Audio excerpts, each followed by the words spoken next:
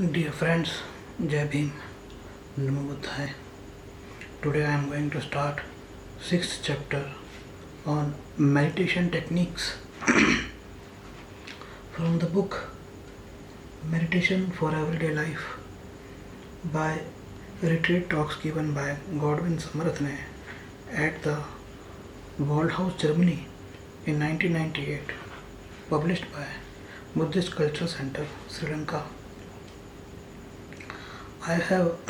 You can buy many books from Buddhist Cultural Center.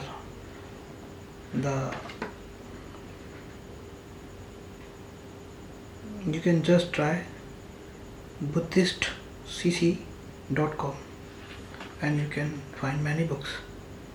I have already gone through in another videos on awareness, loving kindness, monsters, relationships and 4 noble truths. And now 2 chapters are left on meditation techniques and everyday life. Let us start meditation techniques. Day 6. Loving kindness. Godwin. Today I will talk about meditation techniques. So, one technique is the meditation of loving kindness. Does anyone have any problem with that meditation? Retreatant. It is difficult to be friendly to oneself. Godwin. I will offer some suggestions how you might try to practice when you are on your own. One thing is when you have difficulties and cannot feel friendly to yourself. You have to be friendly to just that.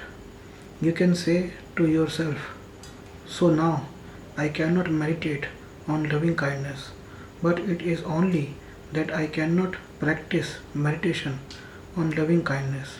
Otherwise, what happens is we resist it, we dislike it, we hate it, we give ourselves a minus because we are unable to do that. But here, this is in a way being friendly to oneself by accepting what is. Maybe another suggestion would be when you have an unpleasant experience, maybe a physical pain, maybe a mental pain. In that situation, you can really say to yourself, I do not feel okay, but it is okay that I do not feel okay. So you have to remember this in such situations. It is again saying okay to it, accepting it, being friendly to it, without hating or disliking or resisting it. So maybe another suggestion is this practice is something which you may try to do in the morning when you wake up. Just for a few minutes you can do this. You remember the quotation of the Buddha that if you can practice meditation of loving kindness during even the time that it takes to snap your fingers, you are worthy to be a monk. So, in the morning, just lying in your bed, try to think that the moment may all beings be well and happy, including yourself. Just for a few minutes, just to have thoughts of loving kindness, thoughts of friendliness in the morning. So, another similar thought you can have in the morning is, today may I get an opportunity to practice loving kindness to someone else. May I get the opportunity to show loving kindness to someone this day. Just to have that thought, just to have that kind of aspiration is a wonderful way of beginning the day. Someone else said something very simple and significant, something very similar to what the Buddha said. She said, we do not have to do a big thing to show loving kindness, but little actions, small acts of loving kindness are enough. So if you can have this openness and if you can have this motivation, then in everyday life you are bound to find situations which you can smile at a person smile at a child, showing some kindness. These small things, little things, are in a way acts of loving kindness. Another thing comes to my mind. Those are driving. When there is a red light, you have to stop your car. When you have to stop your car, what is the monster that comes up in your mind? If there is anger and impatience, you can say, I have anger now, I have impatience now, but it is okay. Simple as I said, it is okay. I am having impatience and I am having anger. Let me accept it just as it is. And if you can also look at the red light and say, may you be well. This is a powerful practice of loving kindness. Little things, small things. I mean these little things, small things can make such a difference. Also, you can just picture your face when you are angry, when you are impatient. And if you can do that, this can really make a difference. And then when you go to your office, you go with a different state of mind. That little thing had helped you. And maybe one last suggestion is to practice loving kindness when you go to sleep, as we have been doing every night in this retreat.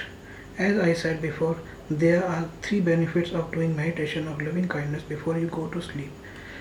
You sleep peacefully, you wake up peacefully, and you do not see nightmares. So when you go to bed, everyone has to go to bed every night. Just for a few seconds say, may I be well, may I be happy, may I sleep peacefully. Just as these thoughts of loving kindness until you fall asleep. Are these things difficult, impossible? From all these, what is the most difficult one? Retirement. When I realize I have forgotten to do it. Godwin. That is good. So when you have forgotten, this is where you have to have reminders. Now I have some of you have computers. Now I know some of you have computers. There is a device that you are using on computers. Some beep, beep, beep. This would be very nice to have a special beep in the computer so that when you hear that beep, you can associate it with now it is time to do loving kindness meditation. Then you will be using the computer in a very meaningful way. For those who do not have a computer, I have seen in some places some meditation monks have written in a place where they can be reminded of these things. Remember to meditate on loving kindness. I know a meditating monk who lives in a forest. When I visited him, I saw on his door the words, open the door mindfully. He told me every time he opens the door, he sees that and he does it very cautiously, very consciously. It is funny, the things we forget and the things we remember. Do you forget to brush your teeth in the morning? No, it is also good to find out what you remember and what you forget. It is a very important area to work with our memory. Retreatant. Thich Nhat Hanh suggests to practice meditation whenever there is a red light. Godwin. What a beautiful idea. Without getting impatient, without getting angry, you learn to use that as a device to stop whatever you are doing and to focus on your breath or whatever. So, in everyday life, we need to think of such devices, such techniques, or similar experiences which will help to remind us of meditation because it is quite common that we forget. So, because we forget, we should think of such very simple practical devices. Objectless meditation. Another technique that we practice was meditation without an object. Any objections about that? Retirement. What is the role of awareness in the objectless meditation? Godwin. So, what happens when we learn to meditate with an object is to become very easy. What happens when we learn to meditate with an object is it becomes very easy to come back to that object. But I think it is very important also to slowly learn to forget about having any object and to allow the mind to do what it likes, just watching, just observing what the mind is doing. In a way, what the mind is doing can be seen as an object. Let me take an example. When you allow the mind to do what it likes, then you realize that you are thinking. So thinking at that time becomes the object. The difference is you do not get fixed. You do not focus on that thinking, but in a very loose, natural, relaxed way, you allow the mind to do what it likes. Then, from the thoughts, it might move to a sound. When it moves to the sound, then you know now you are with that object, and then after a few seconds, you come to the body, some sensation in the knee. So, this is allowing the mind to scan like a computer language scanning. So, this can be done very easily in everyday life. For example, you go to the office in the morning and you just sit there for a few minutes. You just follow the mind to do what it likes. Then you realize that you are seeing things, hearing things, just knowing what the mind is doing. So you can do it anywhere. In Sri Lanka, sometimes I tell Sri Lankans, you can practice this waiting for a bus, getting in the bus, traveling in the bus, and even if you miss the bus, this is really objectless meditation. Retirement. What is the border between daydreams and objectless meditation? Godwin. For this technique, you have to be very alert and awake. So, this is why I presented first learning to focus on an object so that your mind becomes sharp and clear and awake. This is very important, and then with such a mind, you can practice objectless meditation. And then, when the daydream starts, you can realize, the daydream is starting. What is more important is that by observing the thoughts, when a story arises, when you are creating a story, you will be able to see it. Sometimes seeing it helps us to recover from it. So, for this practice, you need a lot of alertness and a state of being awake. And if that is not present, what you might try to do is to get some clarity and some awareness by focusing on the breath. Then you can start again. Reflection.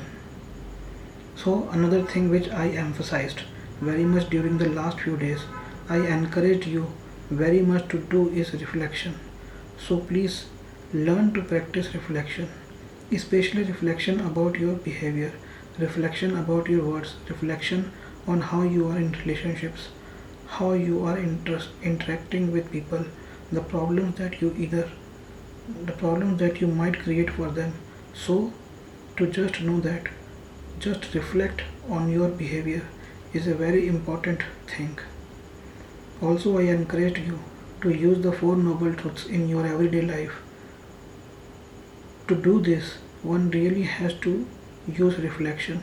So, I will give an example.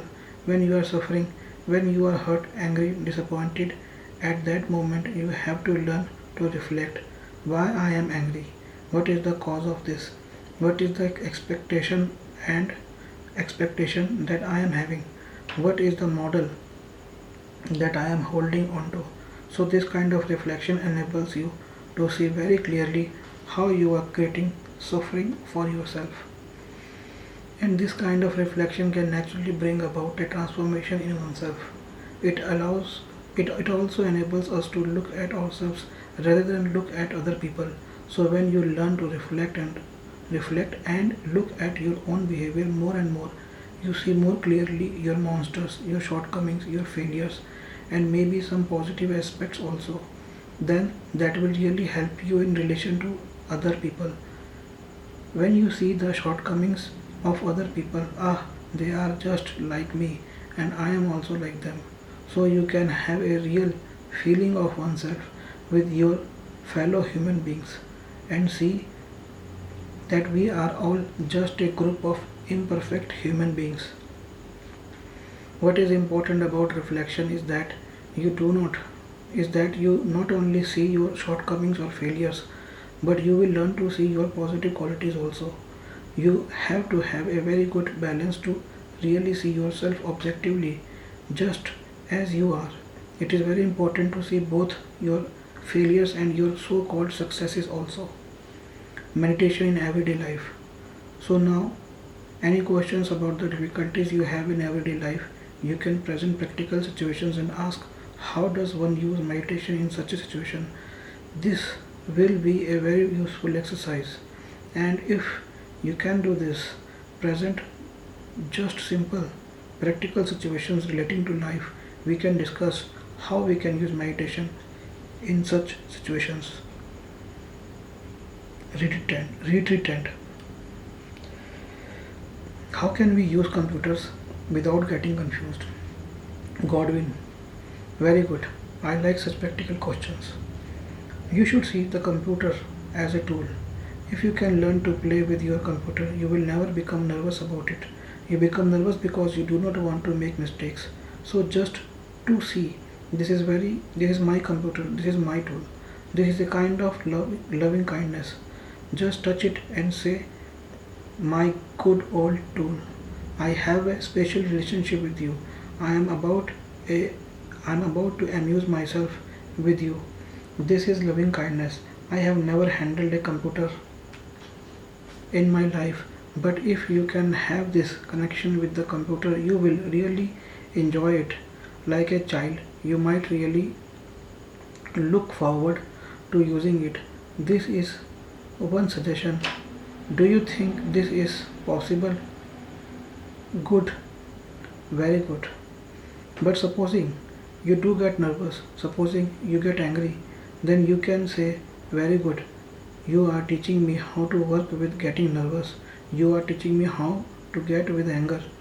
So again, feeling grateful for for this tool that is bringing up these monsters, and then you can maybe stop using the computer and just focus on the monster. Now, what are the tools that I can use now? So you have a very special connection with the computer because it is your spiritual friend. It is your teacher which you can take around and also which can teach you how to work with your monsters. This is very interesting to have a relationship, to have a connection with the things that you are using.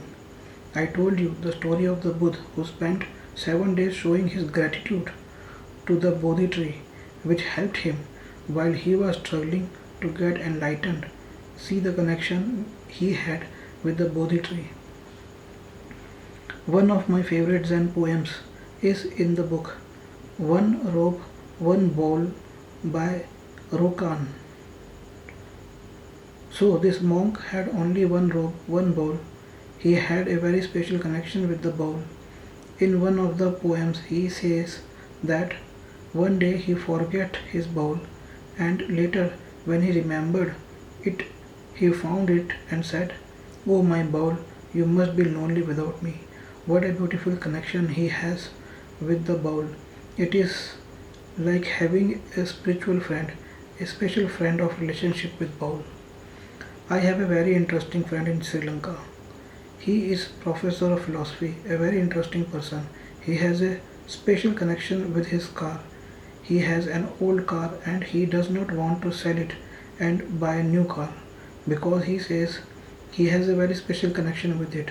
He talks to his car. When I am in the West, I hear of the car talking with people.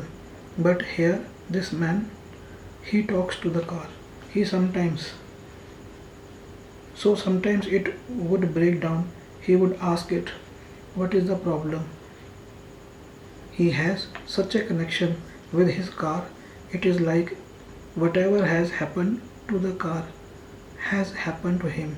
We hear we were out driving one day. Suddenly the car broke down and then he went to fix it, and while doing that he was talking to his car. One day it broke down and when he had fixed it he came and told me, do you know why it broke down today? Because I had not been talking to him. So now the car is talking to me. See the beautiful way he has of looking at it, rather than seeing it as a problem, seeing it as a difficulty, a source of suffering. Instead, seeing that my car realized I needed a good talking to. You must see the rules that Buddha laid down for the monks, how he gave details about how to use the ropes, how to use the bowls, and so on. I mean, again, he had a beautiful personal connection with the things that he was using. So, the word that comes to my mind is learning to care for the everything that you are using. I have been using questions about everyday life. Is there anything else? Retreatant. I get sad at the loss of a car. Godwin. So, whether we have to take a human being to the graveyard or whether we have to take a car to the graveyard, one has to work with the sadness in the same way. Retreatant. I like to give a name to the things I am using. Example, bhikkhu for a car, which is yellow. Godwin. And it is very beautiful because you have to respect a bhikkhu. Any other questions about everyday life and meditation? Working with various emotions. Retreatant. How should we work with sadness at the loss of someone close to us? Godwin. That is a very good and practical question. I will give one or two suggestions. One is, in Sri Lanka I met a lot of people suffering from grief because they had lost a child or some friends who were very close to them. So one of the exercises I gave them, which normally helps them, is whenever you think of the dead person, rather than suffer and feel grief, you can say, wherever you are now, may you be well, may you be happy, may you be peaceful, may you be free of suffering. Also, I like to ask the question, when you think of your friend, when you realize that you could not say goodbye, what is the emotion that comes up? What is the emotion? Sadness. So, here again, this is why I have been giving you tools to work with emotions. In everyday life, we are bound to have such emotions. And what is creating the emotions can have so many different reasons. But the point is not what is creating the emotion. What is more important is how to work with the emotion. So if it is sadness, use the tools so that then you think of that friend instead of having sadness. You will be having loving kindness. That is enough. Anything else? I like questions about things which have to experience in everyday life. Retreatant. What should we do about fighting with words? Godwin. Now, does this mean fighting with words or with the hands also? The mouth is enough. So when it is very sad, in other words, you have very strong arguments, a quarrel. Here again, we can all relate to this. In everyday life, we have to face this situation. In relationships, this is bound to arise.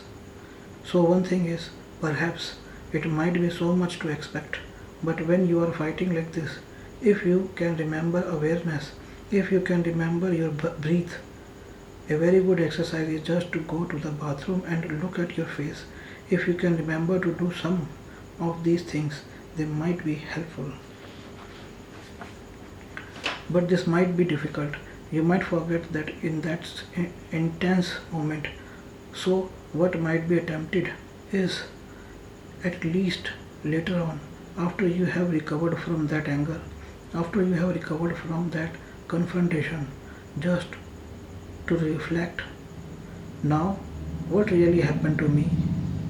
What were the words that I used when I was really angry and shouting and fighting?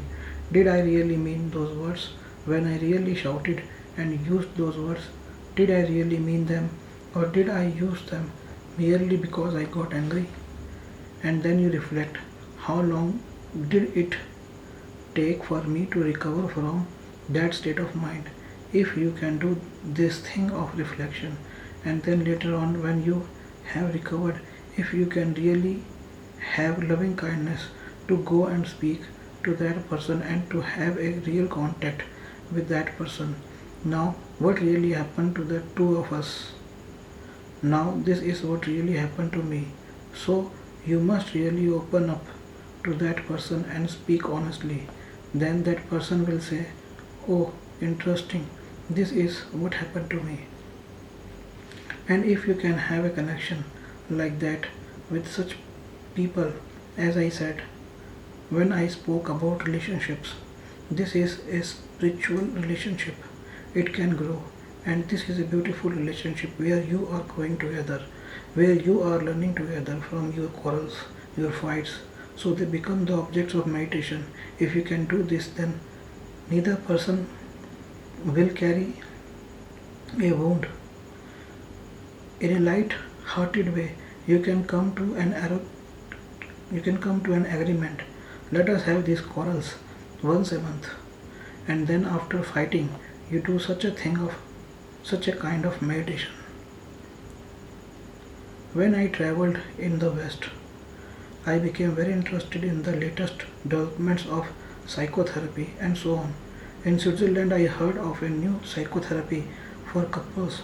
According to this therapy, when a couple go to a psychotherapist and say, "We are fighting," he never says, "Stop fighting." He tells the couple, "You must start fighting every Saturday at 9 pm. And if this is not enough, if once in a week is not enough, try to fight on Wednesday at 9 pm also." Can you guess what happens then? They can laugh at themselves. That is very good therapy. I must start this when I go back to Sri Lanka. In the schedule, we will have a time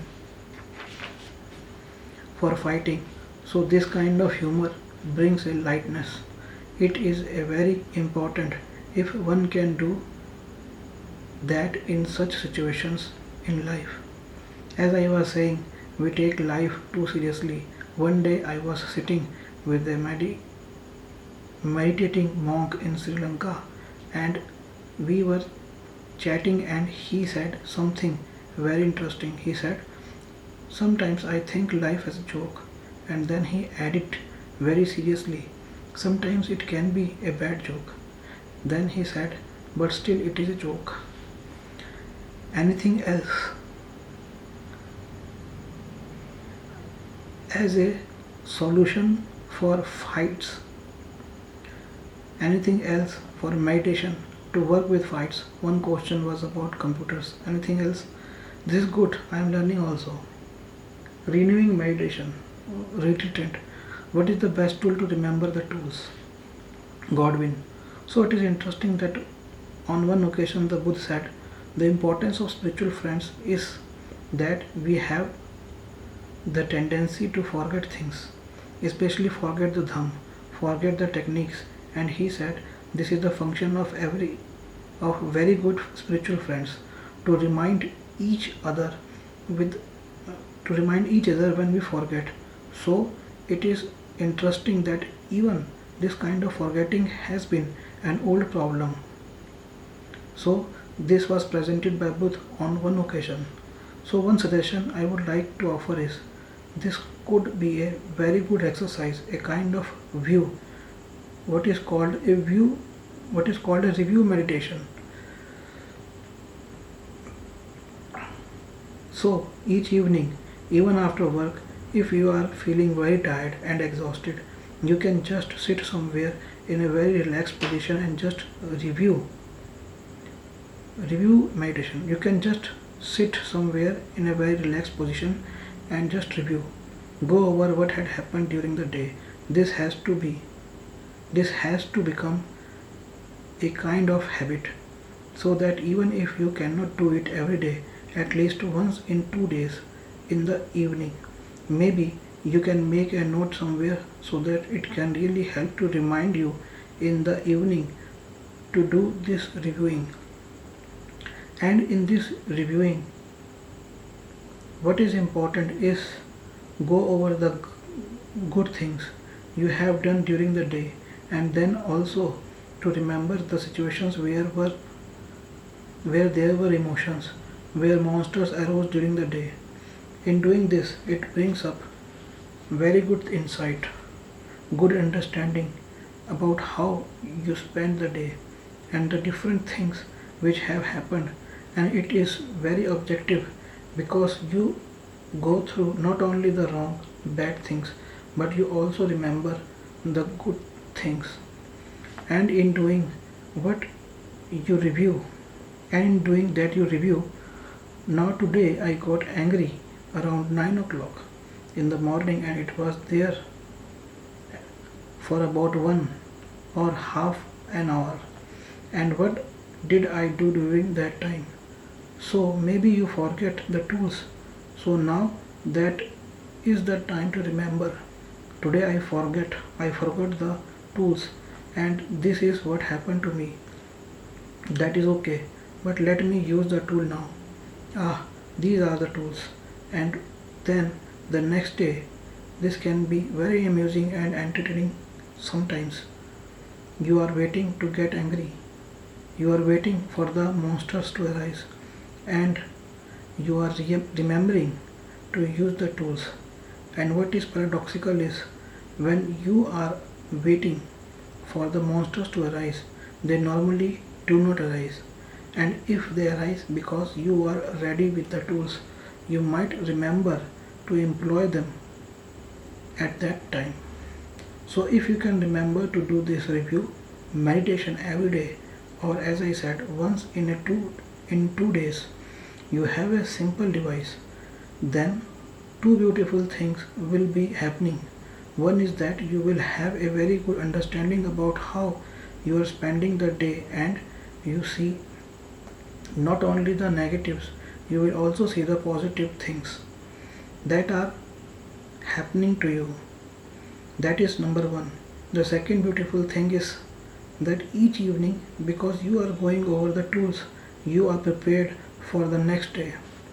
You can also use the Buddha's advice in this connection, where you could say maybe to your partner, your friend, or whoever is at home, just to remind each other. Now, when you get angry or when you have this emotion, I will try to remind you of the tools. And please, when I get angry, please remind me of the tools. This would be a wonderful spiritual relationship. If there is nothing else, we can do some chanting and maybe we can discuss tomorrow. So I think we will have the early morning schedule. Then I think after the working meditation is over, we can meet for a last sitting at 10 or 11, and we can also have a small discussion. Again, I might think of things about how to integrate meditation into everyday life, and the retreat will come to a close at lunch. So I would like to tell you that tomorrow is going to be a very important day. Please do not think that tomorrow is the last day and then we are going home, because I would like to offer some suggestions how you can really use tomorrow. It can be seen as a real preparation for going back to everyday life. So from tomorrow morning you can start to talk and Today, you might have found how difficult it is to talk with awareness. Talking with awareness. So, tomorrow, please make an effort just to remind yourself, am I talking with awareness? Am I really listening to another person? Please try to use speaking tomorrow in the context of the practice as far as possible.